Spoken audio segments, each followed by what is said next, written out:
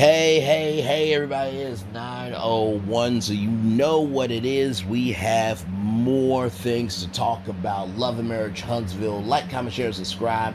Everything on this channel is alleged, in my opinion, for entertainment purposes only. Once again, everything on this channel is alleged, in my opinion, for entertainment purposes only. Once again, everything on this channel is alleged, in my opinion, for entertainment purposes only. So let's get into some things, shall we? Let's do it. So, we're at Tiffany's baby reveal, right? And so it's Ace and Co. Very nice design and branding there. But as Tiffany gets to Luxembourg, the balloons are not done. Nothing is really done. The waffles are done, though. The waffles look really good. But, at the end of the day, this was Stormy planning this party for Tiffany. And so Tiffany asked, is there anything I can do? So she put on some pink gloves and got in and helped.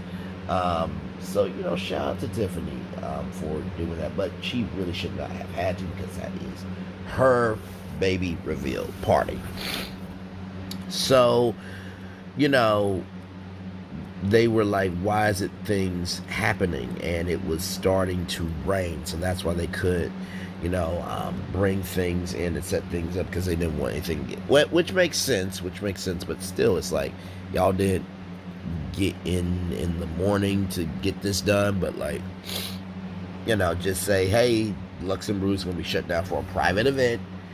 And that would have took care of it. But either way, Stormy came in with a blue dress, and I will admit, Stormy, she was popping. I will admit that. Listen, y'all, we may not like Stormy, but she's having moments this season. She's having some moments.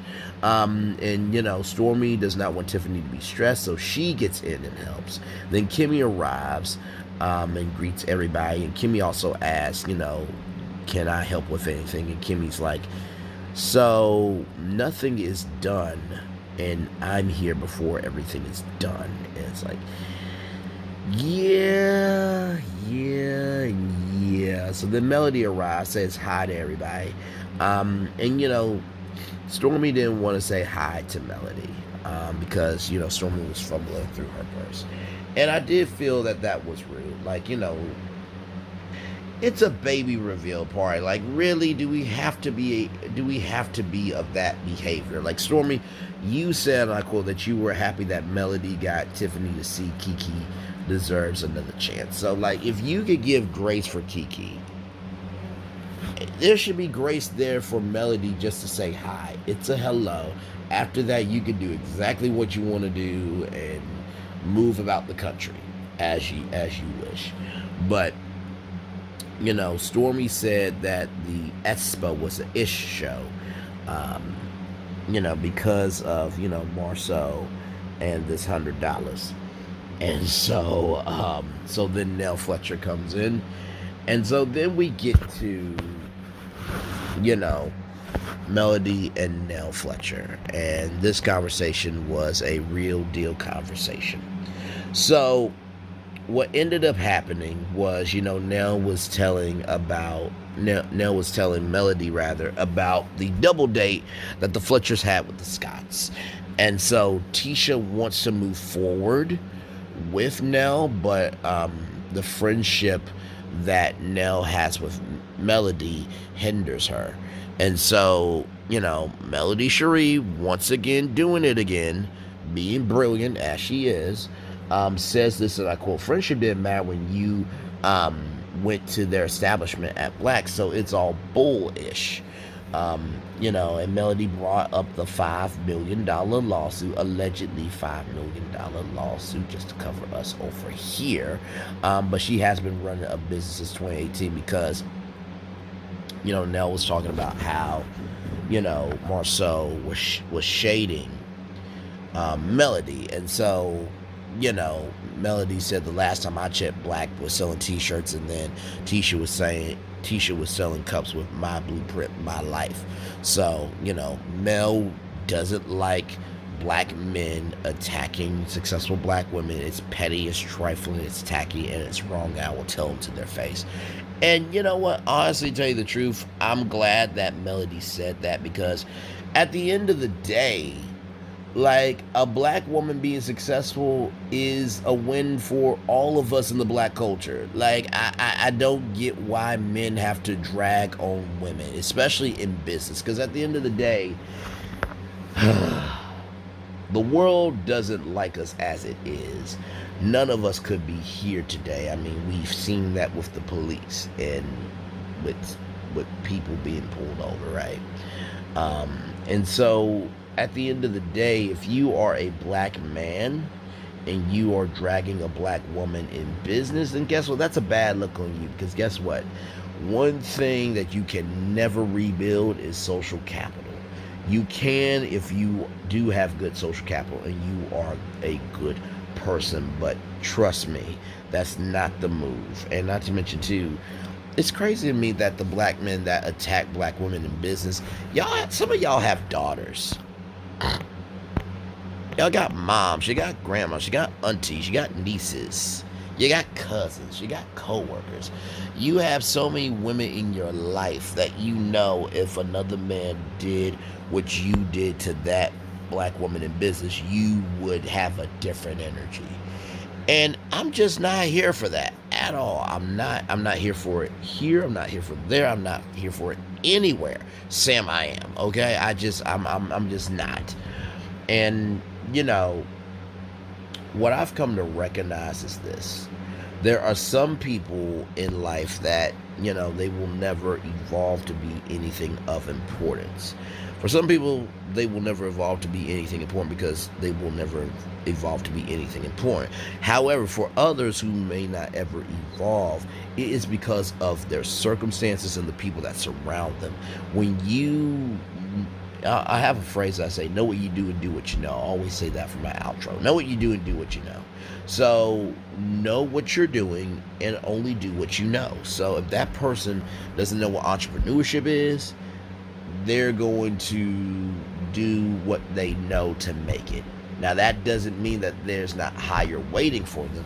But when you are trying to live your best life,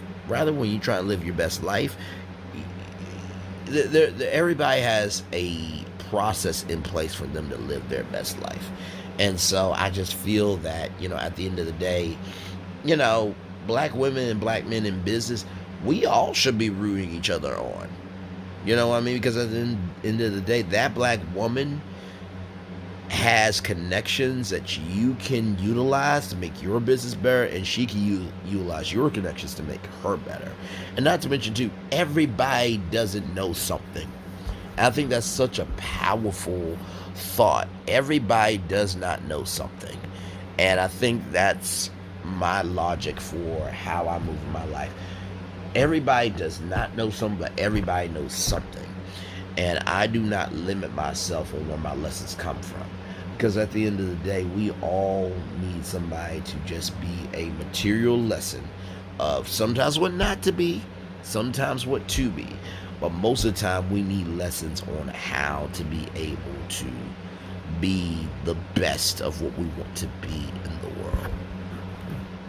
And, you know, like I said, shout out to my sister. She said, allow people to speak paragraphs, not sentences. And I totally get what that means. That means allow people to speak fully, because the more you try to cut them off, the less you're going to understand the book, because you are reading sentences. You're not reading the whole paragraph of who that person is. And so, you know, this was honestly a really, really high intensity episode. I mean, talk about episode 1, you know, coming back in with Kiki, but then it all switched with, you know, this Espo that is becoming a storyline, a carried over storyline, if you will. So as we get to the preview here, you know, Kimmy said we should have something to give feedback about the Espo. You know, teacher said that she doesn't need it. It's one thing not to need it. It's another thing to not want it. And Tisha does not want feedback. And listen, at the end of the day, y'all did pull off a decent expo, but every event should have a debriefing rather, with the people um, in it, because at the end of the day, that's the only way that you get better. And then later on in the season, we do see that you all do have a meeting about the expo. So, either you can't do something to give feedback, or you don't want to do something to receive feedback. I'm sorry, y'all, let me get my words right. Either you can't do something to receive feedback, or you don't want to do something to receive feedback, Tisha. So go away with that ish. Play with somebody else. But maybe you are already playing with somebody else. Oh, did I say that? Anyway, so, Nell believes that Tisha cannot take constructive, corrective criticism. Melody is more upset with Marshall shading her, rightfully so. Kimmy said that this money thing is growing legs, and Maurice said that he paid his $100, and Kimmy wanted to put a spin to that. And Kimmy said, Kimmy rather said, sorry y'all, a lot is going on. Kimmy said that, let me give you a spin on that. Nobody paid their 100, so Maurice said that he would have to talk to Marceau and Tisha. And let me tell you, Kimmy was looking good as she could have got from me. That sheer black outfit with the cargo pants. Let me tell you something. Kimmy's a beautiful woman, okay? She listen, 10 out of 10. Okay, not right now, because honestly, she should be leaving Maurice. Like, I still haven't forgot about what Maurice said. I'm an actual social self, because I didn't get any actual social self. To your wife. Like I said, Marceau and Maurice would have been handled by now, just saying. And so we finally ended with, Marceau doesn't have a high opinion of the products of business, and Melody says that you're really trying me. And you know what? Marceau is absolutely trying Melody. But you know what? Melody is taking all the inches of what she is doing on the show, and she is making miles of blessings off the show. So that's what I have to say on this. Like, comment, share, and subscribe, everybody. I hope you enjoyed Season 8, Episode 2, Saw Lady Like. And listen, y'all, I know it is 6B, okay? They split up between A and B, but on the own YouTube channel, it says Season 8, Episode 1. So this is Season 8, Episode 2. Don't at me, okay? One love, much love, all love. Like, comment, share, subscribe. Bye, bye, bye, everybody.